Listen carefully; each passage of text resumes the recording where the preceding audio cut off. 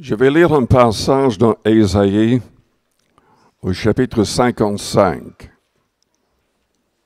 Lisons donc dans Ésaïe 55 à partir du verset 6. Cherchez l'Éternel pendant qu'il se trouve. Invoquez-le tandis qu'il est près. Que le méchant abandonne sa voie et l'homme d'iniquité ses pensées, qu'il retourne à l'Éternel, qui aura pitié de lui, à notre Dieu qui ne se lasse pas de pardonner. Car mes pensées ne sont pas vos pensées, et vos voix ne sont pas mes voix, dit l'Éternel. Autant les cieux sont élevés au-dessus de la terre, autant mes voix sont élevées au-dessus de vos voix, et mes pensées au-dessus de vos pensées. Comme la pluie et la neige descendent des cieux, et n'y retournent pas, sans avoir arrosé, fécondé la terre et fait germer les plantes, sans avoir donné de la semence au semeur et du pain à celui qui mange. Ainsi en est-il de ma parole qui sort de ma bouche. Elle ne retourne point à moi sans effet, sans avoir exécuté ma volonté et accompli mes desseins. Oui, vous sortirez avec joie et vous serez conduits en paix. Les montagnes et les collines éclateront d'allégresse devant vous, et tous les arbres de la campagne battront des mains. Au lieu de l'épine s'élèvera le cyprès, au lieu de la rose croîtra le myrte, et ce sera pour l'Éternel une gloire, un monument perpétuel, impérissable. Ceux qui cherchent l'Éternel seront bénis.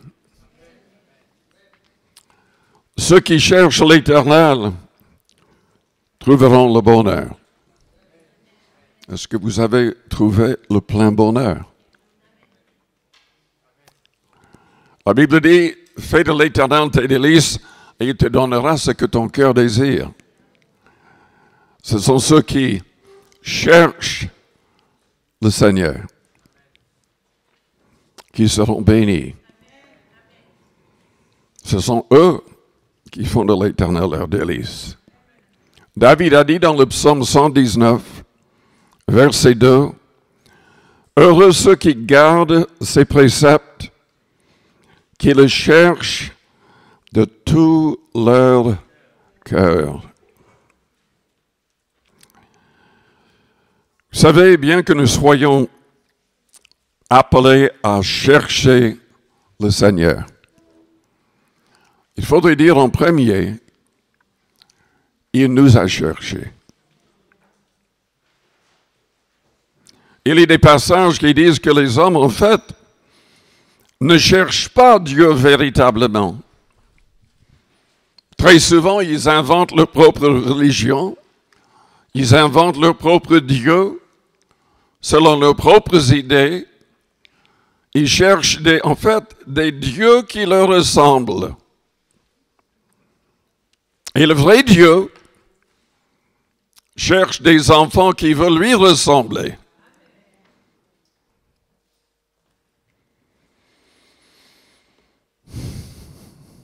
Dans Luc 19, nous avons l'histoire de Zachée. Vous vous souvenez de cette histoire? Zachée était un petit homme. Quelqu'un lui a dit que Jésus-Christ allait passer. Il voulait le voir. Il ne pouvait pas le voir à cause de la grande foule. Donc il a grimpé dans un sycomore.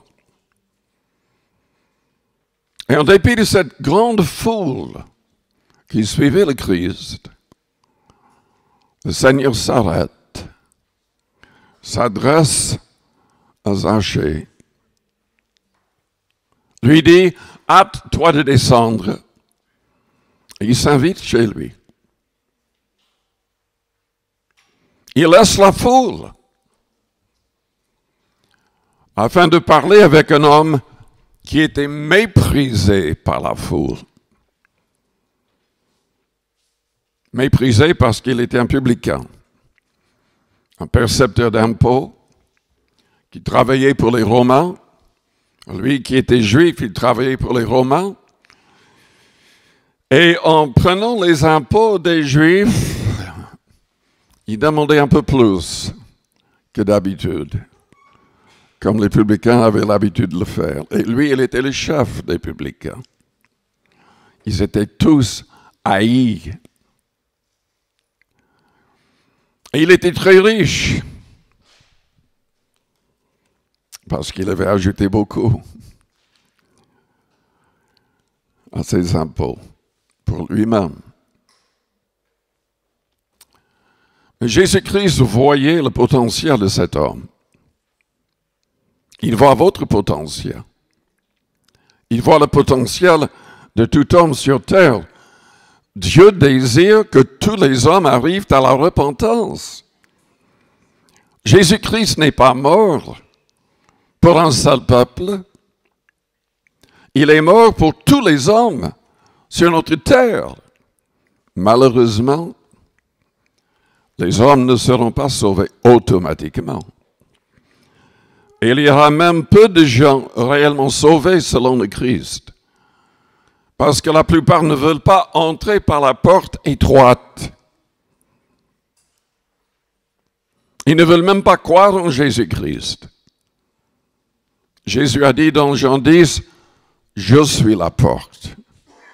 Si quelqu'un entre par moi, il sera sauvé. » Il a dit dans Jean 14, verset 6, « Nul ne vient au Père que par moi. » Les gens ne veulent pas ce message, la vaste majorité. Et il y a plein de gens, même parmi les gens qui se disent chrétiens, qui racontent qu'en finalement, Jésus n'est pas le seul chemin. Il n'est pas la seule vérité. Mais si vous croyez en Dieu, c'est suffisant. Si vous vivez assez bien, Dieu ne va pas vous envoyer en enfer. Mais ce n'est pas le message du Christ. Ce n'est pas le message de celui qui a accompli plus de 300 prophéties à la lettre. Ce n'est pas le message de celui qui est mort et ressuscité le troisième jour. Ce n'est pas le message de celui qui a guéri tellement de gens, qui a ressuscité des morts. Il a dit, « Nul ne vient au Père que par moi. »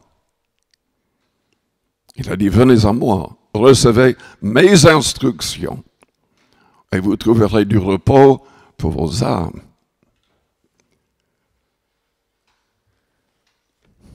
Je voulais parler de cette histoire parce qu'à la fin, Zachée, il s'est converti immédiatement. Il a vraiment été transformé par le contact avec le Christ.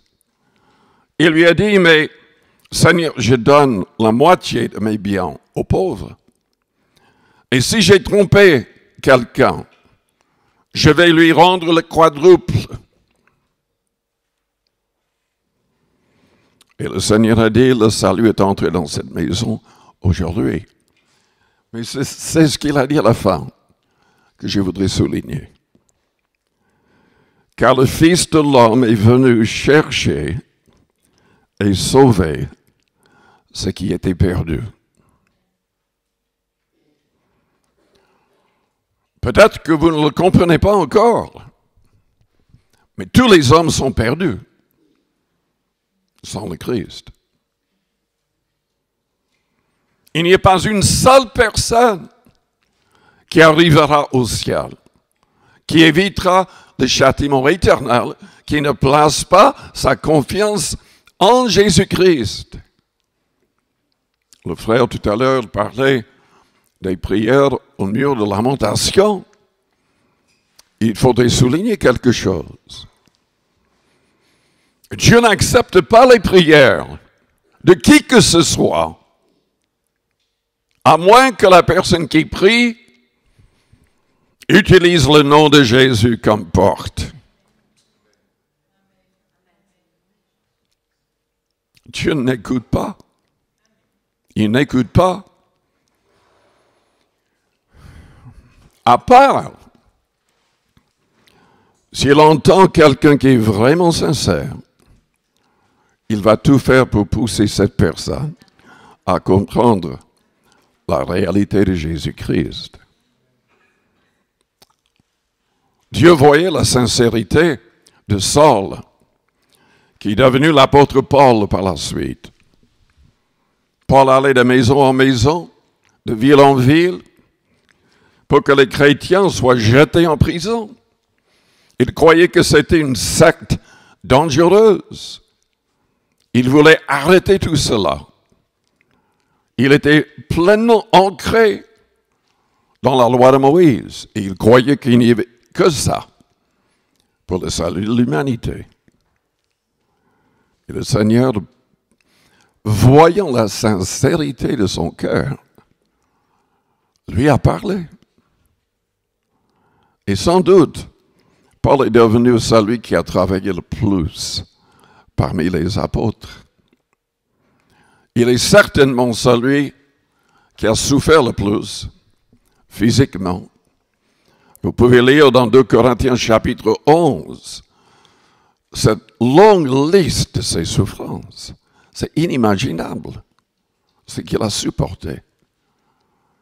Et il souffrait constamment. Il avait les marques du Christ dans son corps, il a dit à la fin d'une de ses épîtres.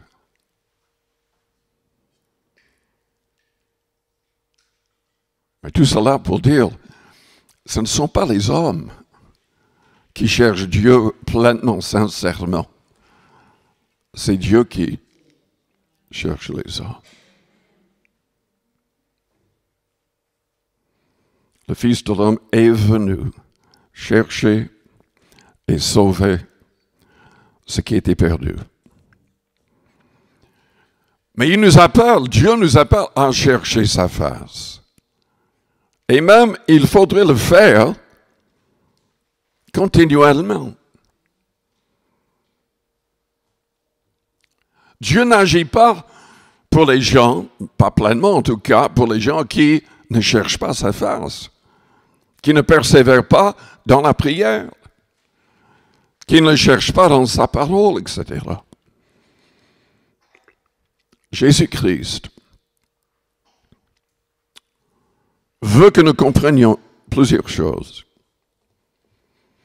Tout d'abord, le vrai salut et la délivrance et la guérison et tout ce qui est bon vient de lui. Il veut nous délivrer en premier de la crainte de la mort. Il a agi pour que les hommes soient délivrés de ces liens avec l'adversaire de nos âmes. Dans l'Épître aux Hébreux, chapitre 2,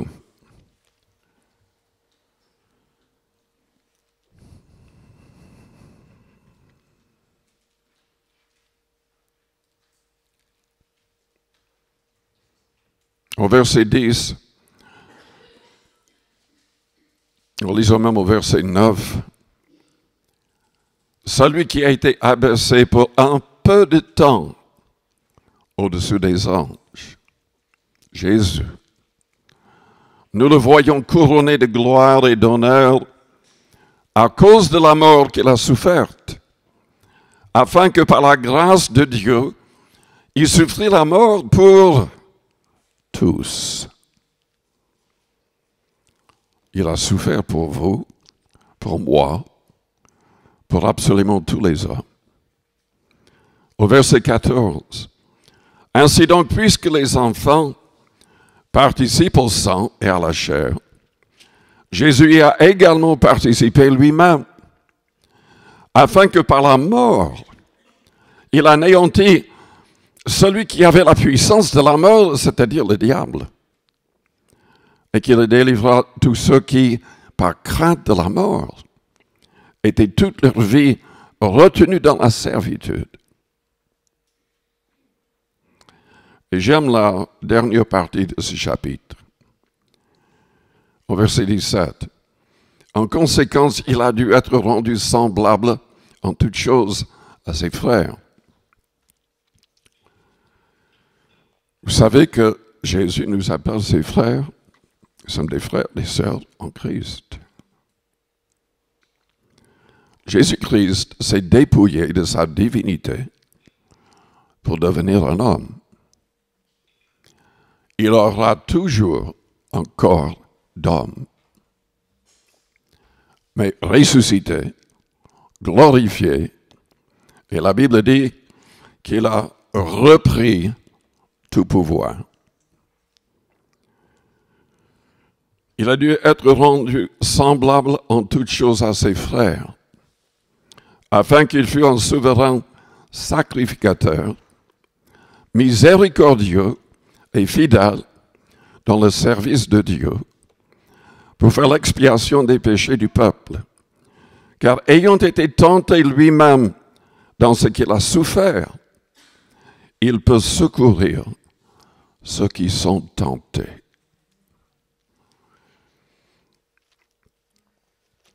Trop souvent, quand les croyants ont des problèmes, tentés trop, ils demandent aux autres de prier. C'est bien. Mais moi, je vous dis, en premier, vous devrez aller directement au Seigneur. Vous-même. Je ne peux pas vous délivrer. Jésus délivre. Et c'est à nous de chercher sa face. Je vois l'erreur de Saül dans l'Ancien Testament. Quand il avait désobéi, quand il était troublé par un esprit mauvais, qu'est-ce qu'il dit?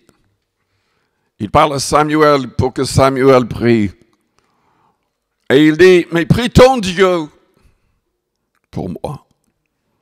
Et c'était ça le problème. Dieu n'était pas son Dieu. Il faudrait que nous comprenions que Jésus-Christ est notre Seigneur et notre Dieu. Oui, il est devenu un homme, mais il a repris tout pouvoir. Il sera toujours le Fils de Dieu son Père. Et vous savez, il y a beaucoup de débats, de discussions à cet égard. Mais ce qui est magnifique, c'est l'amour entre le Père et le Fils. Le lien entre le Père et le Fils. On lit dans Corinthiens chapitre 15, versets 27-28, que Dieu va soumettre à son Fils absolument tout ce qui est dans l'univers, excepté lui-même. Excepté lui-même. Et Jésus-Christ, par amour pour le Père, sera éternellement soumis à son Père. Il y a beaucoup de gens qui ne comprennent pas cela. Vous pouvez lire dans 1 Corinthiens 11, verset 3, que Dieu est le chef du Christ. Christ est le chef de l'homme. L'homme est le chef de la femme. On voit la soumission du Fils qui n'a jamais voulu, comme le diable, prendre le trône du Père. Il aime le Père, sera toujours soumis au Père. Mais le Père aime le Fils et lui confie tout, absolument tout.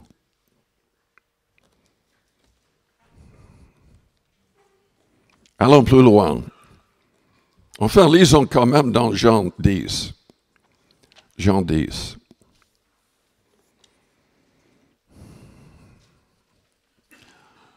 Le Seigneur se présente comme la porte du salut.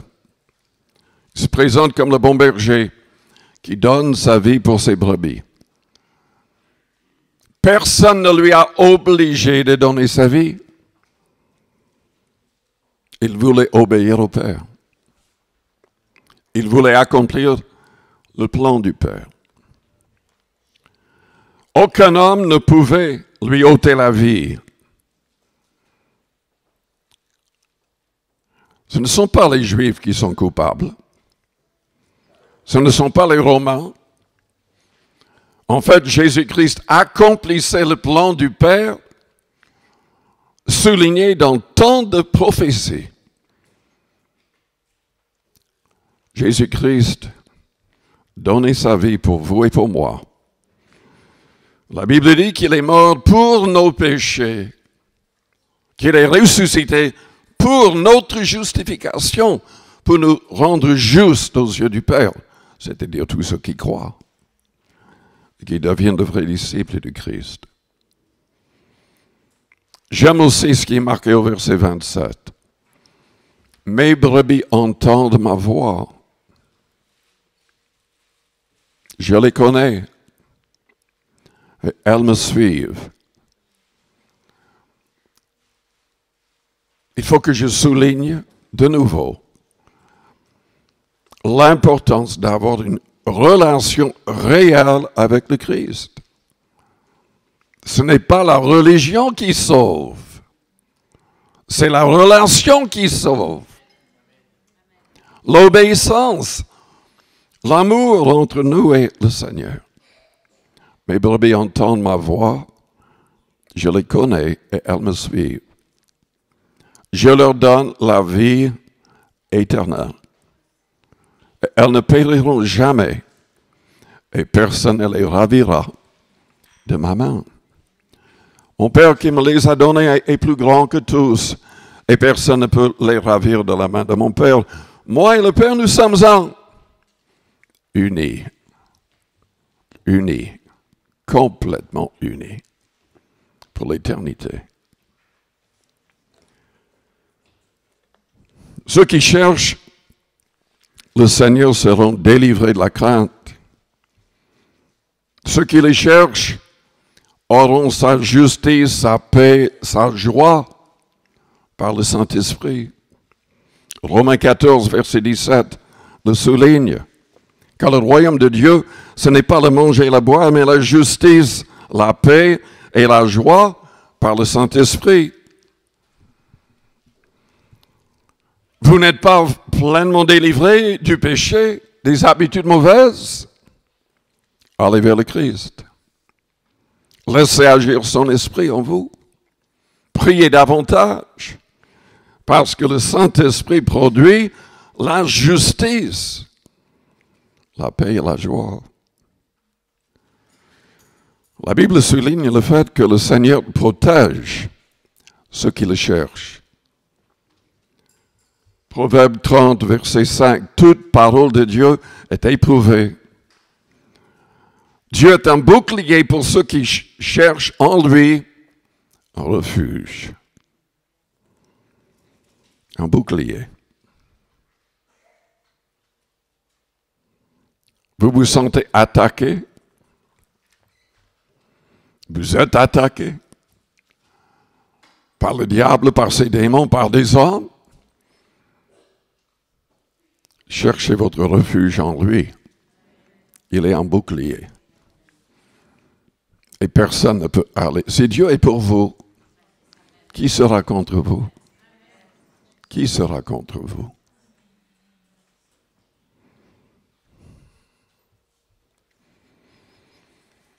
Le Seigneur protège ceux qui le cherchent.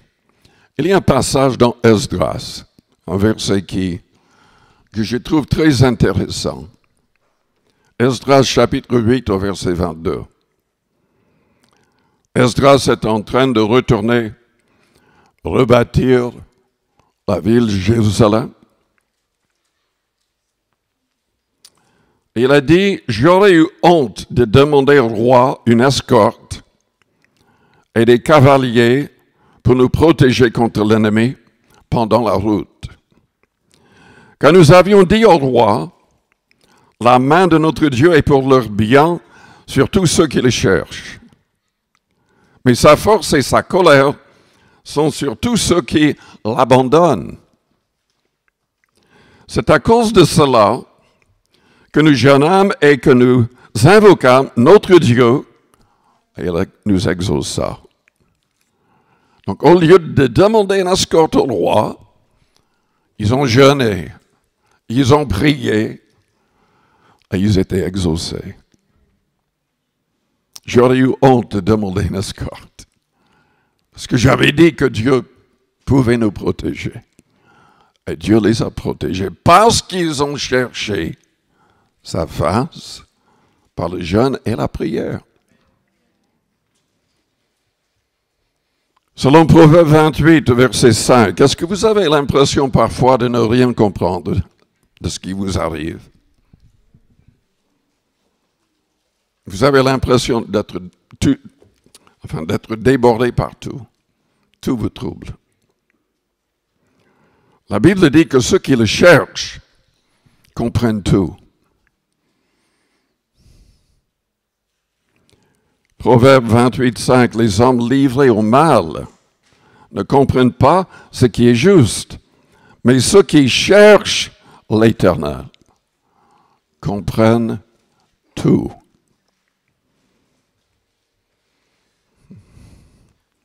Et par le Saint-Esprit,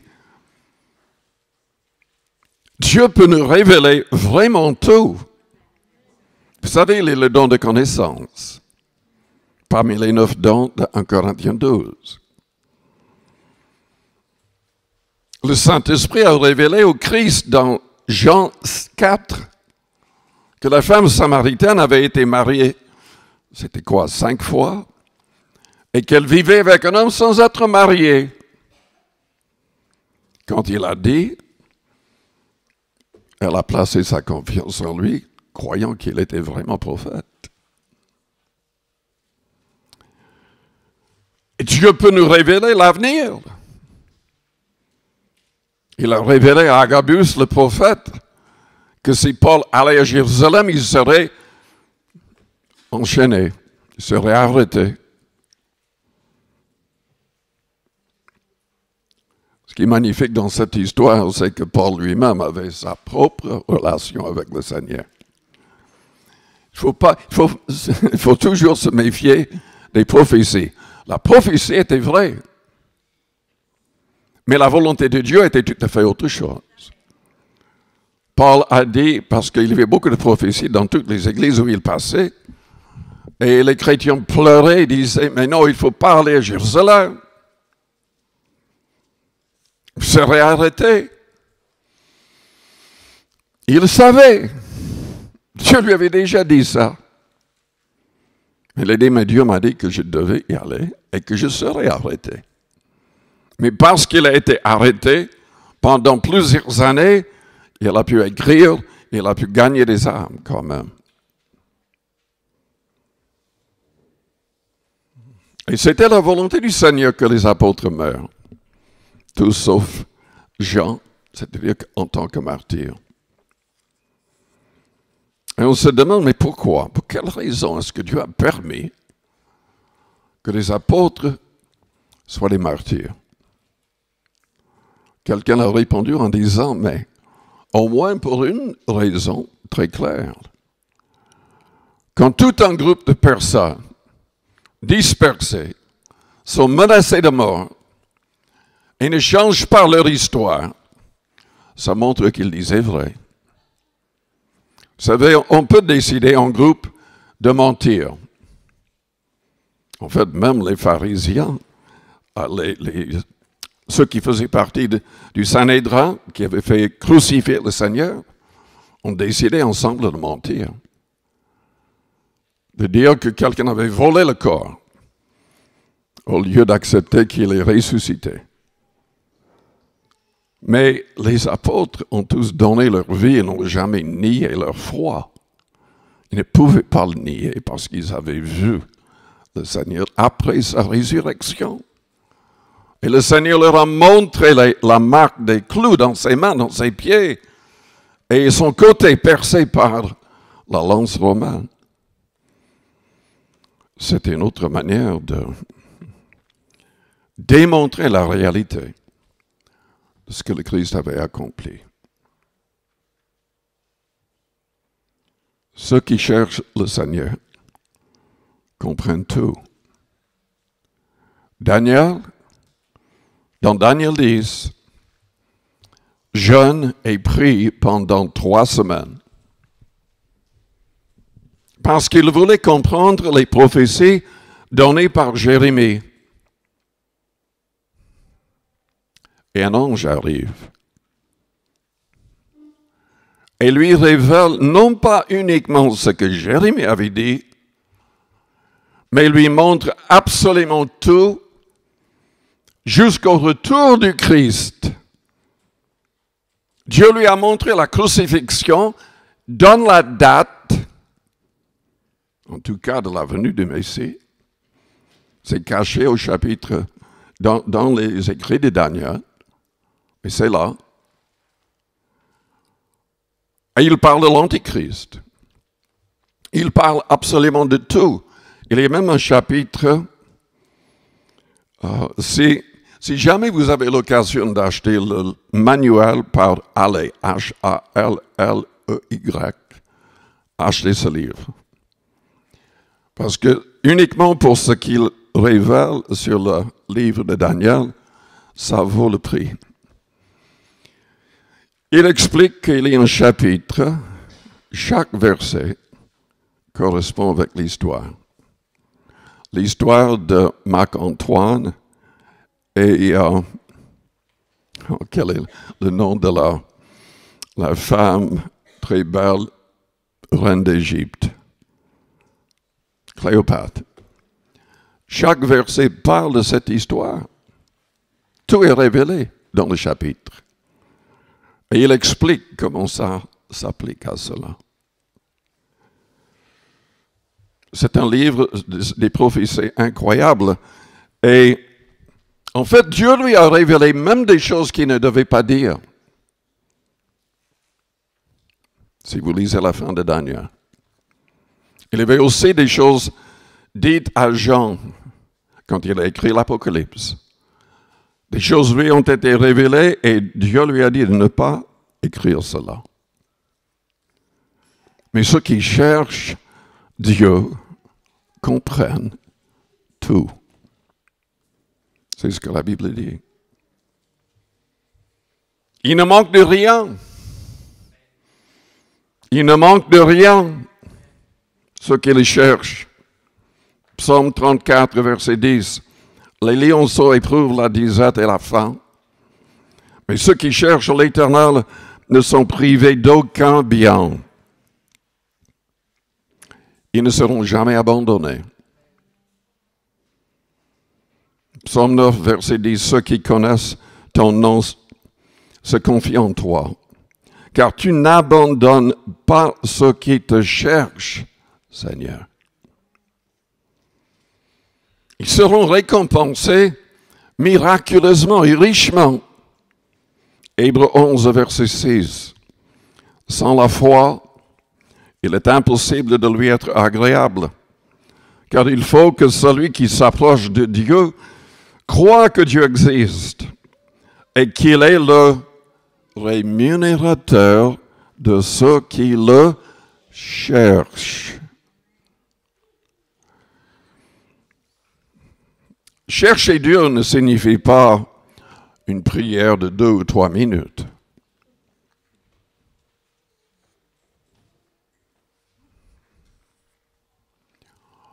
Chercher Dieu ne signifie même pas assister aux réunions de l'Église, même si ça dure assez longtemps.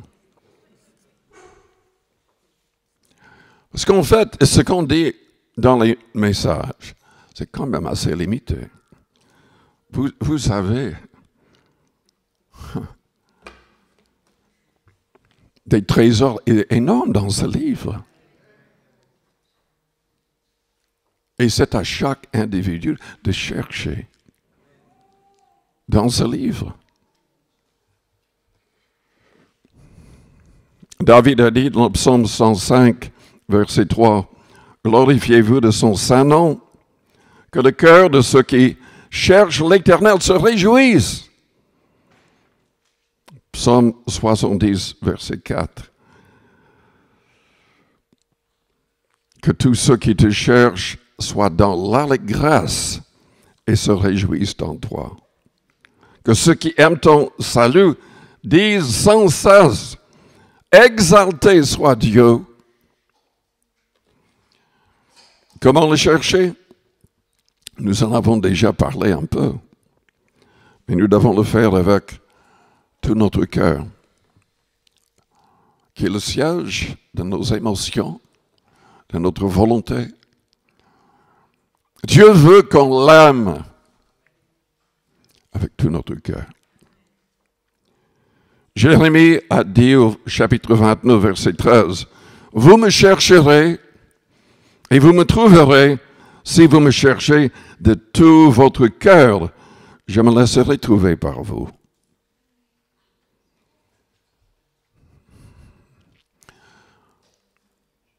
Beaucoup de gens dans la Bible ont été utilisés, ont fait des expériences extraordinaires avec Dieu.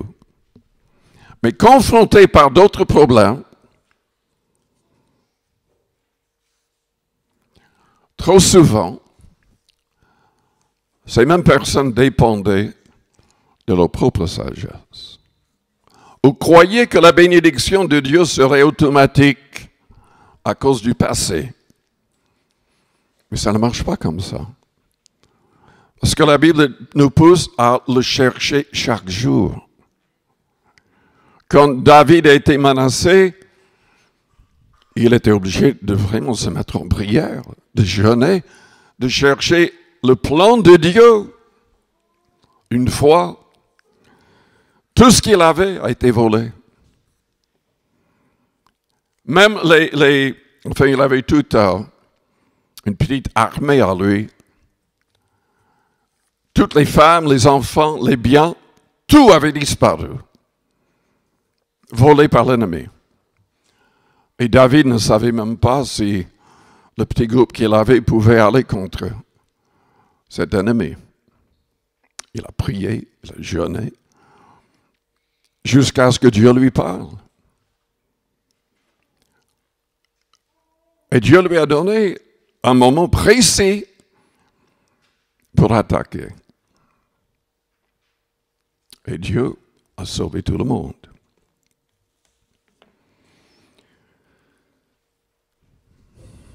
Comment chercher Dieu? Il faut vraiment l'aimer. C'est la seule manière de recevoir son esprit. C'est le Saint-Esprit qui nous conduit. Jésus a dit quoi dans Jean 14, verset 15? Je le cite très très souvent. Si vous m'aimez, gardez mes commandements. Et je prierai le Père. Il vous donnera un autre consolateur, l'Esprit de vérité. Nous devons vraiment méditer sur les commandements du Seigneur. Trop souvent, nous oublions de les mettre en pratique. Ou nous mettons une petite partie en pratique, mais pas vraiment tout. Pour ceux qui ne sont peut-être pas encore, même dans une relation avec le Seigneur, vous n'avez pas encore saisi la vraie vie, la vie éternelle par la foi en Christ. Il faudrait que je vous dise, que je vous cite, que je vous lise Romains chapitre 10. Parce que tout ce que nous faisons doit être fait avec notre cœur. Les démons croient, mais ils ne seront pas sauvés. Il y a des gens qui croient absolument ce que la Bible dit, mais ne seront pas sauvés. Ils ne veulent même pas mettre en pratique ce qui est dedans. Il y a aussi d'autres personnes qui trompent leur propre cœur, selon Jacques. Ils connaissent parfaitement bien la Bible. Est-ce que vous saviez que Nikita Khrouchtchev, l'ancien chef de l'Union soviétique, ils connaissaient l'Évangile par cœur. Ils connaissaient tout par cœur. Ils n'étaient pas chrétiens. Ils voulaient connaître à fond la doctrine des chrétiens afin de pouvoir la combattre. Mais tant pis pour lui, sa fille s'est convertie. Elle habite aux États-Unis.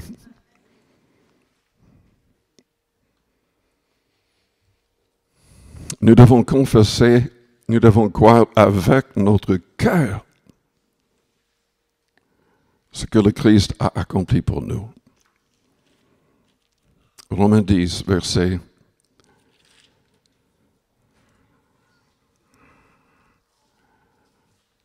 8. Que dit-elle donc? La parole est près de toi, dans ta bouche et dans ton cœur. Or, c'est la parole de la foi que nous prêchons. La parole de la foi. Si tu confesses de ta bouche le Seigneur Jésus, et si tu crois dans ton cœur que Dieu l'a ressuscité des morts, tu seras sauvé. Car c'est en croyant du cœur qu'on parvient à la justice, c'est en confessant de la bouche qu'on parvient au salut, selon ce que dit l'Écriture, quiconque croit en lui ne sera point confus. Il n'y a aucune différence en effet entre le juif et le grec, puisqu'ils ont tous un même Seigneur, qui est riche pour tous ceux qui l'invoquent, car quiconque invoquera le nom du Seigneur sera sauvé. Je viens de penser à un verset, j'espère que je vais pouvoir le trouver. C'est dans 2 Corinthiens.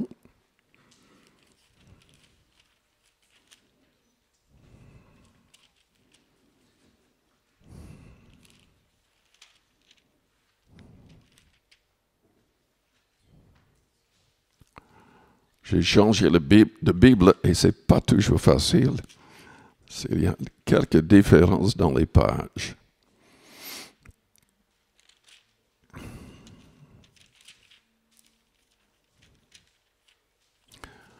Je ne sais pas si je vais pouvoir le trouver, mais je vais vous l'expliquer.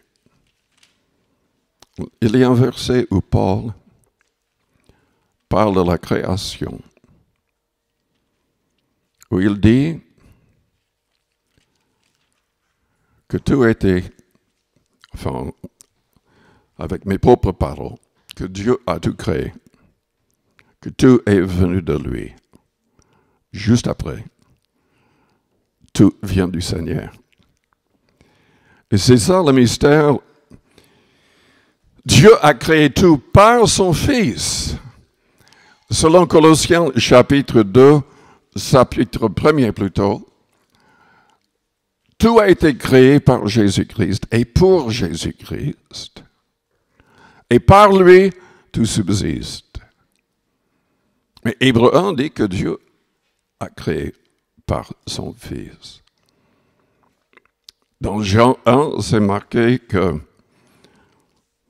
Jésus est appelé la parole qui était avec Dieu, qui était Dieu, et que absolument tout dans l'univers a été créé par lui, Jésus-Christ. Jésus est Seigneur. Vous savez, les gens dans les autres religions qui ne veulent pas accepter la divinité du Christ refusent de dire que Jésus est Seigneur, parce que le mot Seigneur pour eux, c'est dire il est Dieu. Mais il y a une petite différence entre le Père et le Fils, bien que les deux soient unis. Dieu créa, le Seigneur créa. En tout cas, nous devons croire en Jésus-Christ avec notre cœur. Nous devons l'aimer. Nous devons confesser qu'il est Seigneur. Nous devons confesser qu'il est ressuscité d'entre les morts et nous serons sauvés. Tout cela est nécessaire pour chercher Dieu. Les gens qui prient Dieu mais ne confessent pas ces choses, ne se mettent pas en contact avec le vrai Dieu. Ils se mettent parfois en contact avec des démons, et même très souvent en contact avec des démons, mais ils ne se mettent pas en contact avec le seul vrai Dieu qui sauve. Comment chercher Dieu? Dans sa parole, nous l'avons déjà souligné. En lisant, en méditant sa parole jour et nuit pour le mettre en pratique. Nous cherchons sa face par le jeûne et la prière. Je n'ai pas le temps cet après-midi, mais lisez Ésaïe 58. Le chapitre commence en parlant contre un faux jeûne. Les Israélites jeûnaient, mais avec des mobiles impurs, avec des réactions mauvaises. Ils priaient pour eux-mêmes et pas pour les autres. Ils agissaient de manière méchamment même en jeûnant. Et on doit faire attention. Si vous jeûnez longuement, ça peut vous fatiguer, ça peut vous pousser à réagir mal. On doit faire attention en jeûnant. Mais ensuite, il parle du fait que Dieu veut, au travers du jeûne, se servir de nous pour vraiment délivrer les captifs. Il y a des listes de promesses magnifiques pour les gens qui jeûnent. Nous cherchons le Seigneur par le jeûne et la prière. Jésus a jeûné 40 jours avant de commencer son ministère. Paul a parlé du fait qu'il était souvent en train de jeûner, de prier. Nous cherchons Dieu, pas uniquement dans la prière, mais dans l'adoration, car on est rempli de l'Esprit pour adorer. Et Dieu cherche de vrais adorateurs, ceux qui l'adoreront en esprit et en vérité. Et pour moi, et pour Paul, si vous lisez attentivement en Corinthiens 14, quand il adorait en langue, il adorait en esprit, par le Saint-Esprit en d'autres langues. Il chantait même en d'autres langues dans son recueillement personnel pour adorer Dieu. Et c'est quand on prie en langue, quand on adore en langue, que nous devenons forts, que le Saint-Esprit peut nous révéler toutes sortes de choses, qu'il peut nous préparer nos cœurs pour que nous soyons utilisés par les dons surnaturels mentionnés dans Corinthiens 12. Celui qui ne le fait pas ne connaîtra jamais ces autres dons.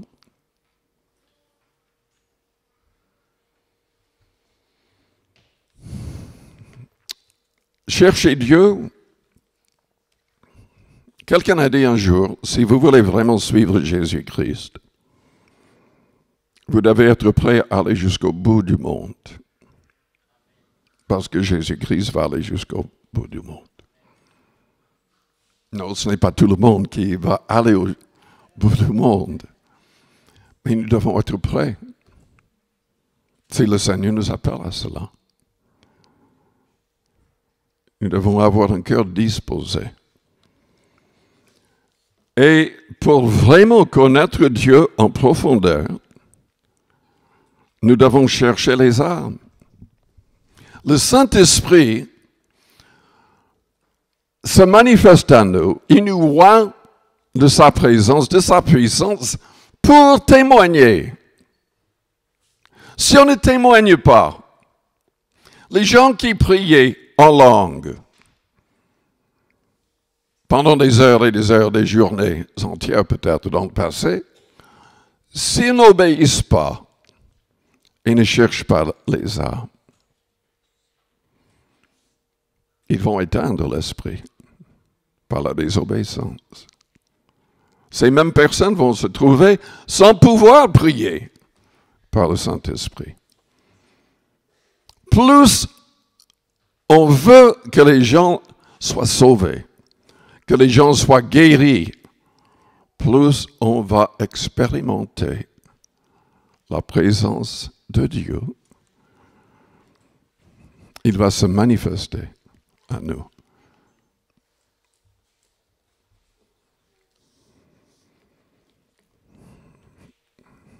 Je vais terminer juste avec un passage dans Jean 5. Cherchez le Seigneur et vous aurez la vie éternelle. C'est ça qui compte. Celui qui croit au Fils a ce témoignage en lui-même. Celui qui ne croit pas Dieu le fait menteur, puisqu'il ne croit pas au témoignage que Dieu a rendu à son Fils. 2 fois Dieu a parlé du ciel, disant, voici mon Fils en qui j'ai mis toute mon affection, sans parler de toutes les prophéties qui le confirment. Voici ce témoignage, c'est que Dieu nous a donné la vie éternelle et que cette vie est dans son Fils. Celui qui a le Fils a la vie. Celui qui n'a pas le Fils de Dieu n'a pas la vie. Je vous ai écrit ces choses afin que vous sachiez que vous avez la vie éternelle, vous qui croyez au nom du Fils de Dieu. Nous devons avoir le Fils. Paul a dit, Jésus-Christ en vous est l'espérance de la gloire. Il est en nous uniquement par l'Esprit. Lui-même et son Père restent au ciel. Mais l'Esprit travaille partout. Et Dieu le Père, Dieu le Fils, Dieu le Saint-Esprit sont unis en toutes choses. Il n'y a aucune séparation.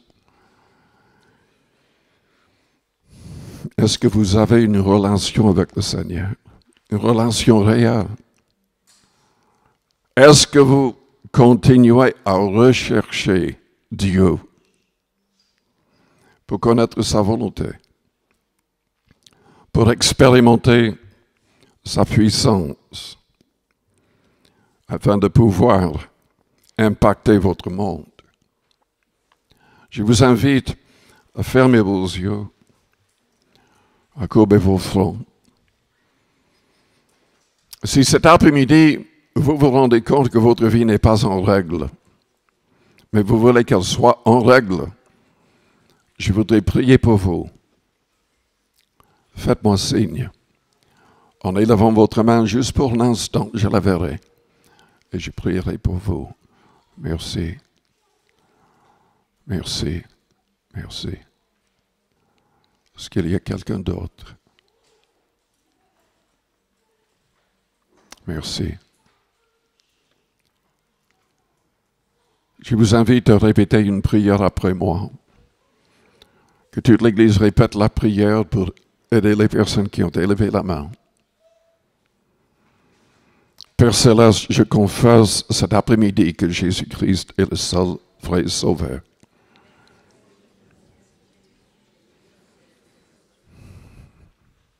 Tu n'as pas épargné ton propre Fils. Tu l'as livré pour nous tous. Merci Seigneur Jésus. Tu t'es donné volontairement sur la croix. Toi qui étais sans péché, tu es mort pour nos péchés. Tu es ressuscité pour notre justification.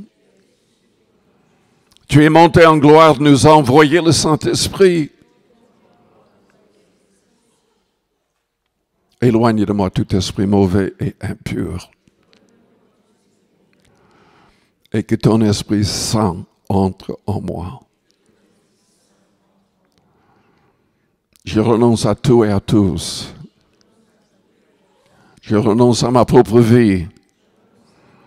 Je renonce au monde avec sa convoitise et son orgueil. Je renonce aux œuvres de la chair. Je veux faire entièrement ta volonté. Je ne veux rien faire sans ta volonté. Purifie-moi, délivre-moi de tout péché. Que j'arrive à chasser toute pensée mauvaise. Que toutes mes paroles te glorifient et aident les autres. Que mes actions et que mes réactions te glorifient. Aide-moi, Père, à devenir comme le Fils. En amour, en pureté, en puissance. Maintenant, à votre place, priez. Priez dans le silence de votre cœur. Parlez au Seigneur, parlez au Père. Quiconque invoquera le nom du Seigneur sera sauvé. Si nous confessons nos péchés, il est fidèle et juste pour nous les pardonner et pour nous purifier de toute iniquité.